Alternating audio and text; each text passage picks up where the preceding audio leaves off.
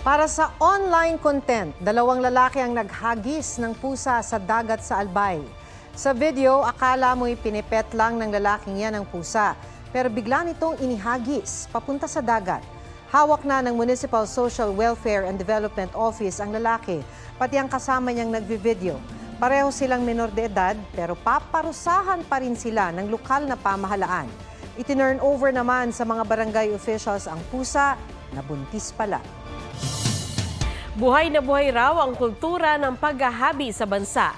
Patunay riyan ang iba't ibang brand at produkto na proudly Pinoy-made pero world-class. May report si Nico Wahe. High cut, low cut, o slip-on. Kulay, maraming pagpipilian. Yan ang Lakat Sustainables. Lakat, salitang Ilonggo, nang ibig sabihin ay lakad.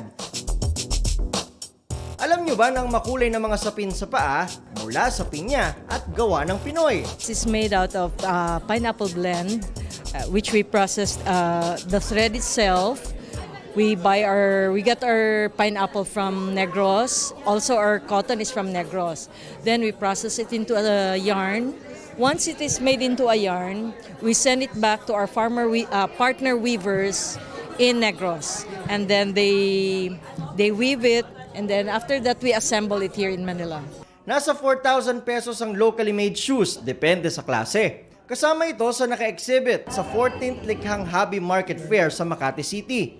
Mayroon ding damit, palabal, bags at iba pa. Si Monica, ibinida ang dress at top na hinabi rin daw ng mga taga-Negros. This is from Oringao, and then this is from Cabancalan.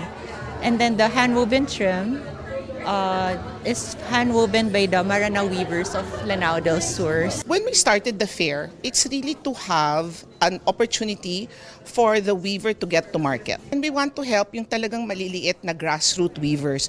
Hindi na raw may tuturing na dying ang kultura ng paghahabi. Maybe before it was dying, but now people all over the world are really reviving their old heritage crafts. There's a demand for it.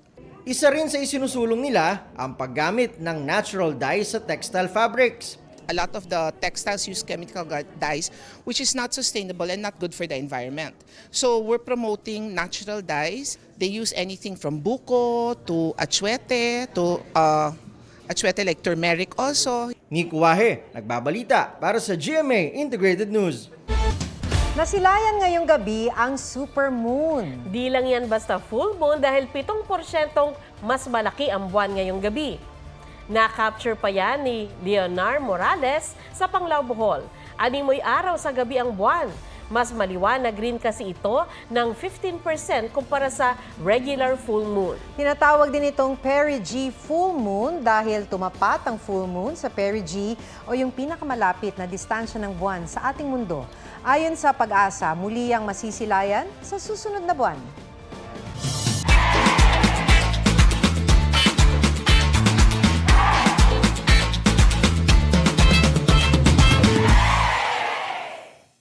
Huwag magpahuli sa mga balitang dapat ninyong malaman. Mag-subscribe sa GMA Integrated News sa YouTube. Sa mga kapuso abroad, subaybayan nyo kami sa GMA Pinoy TV at sa www.gmanews.tv.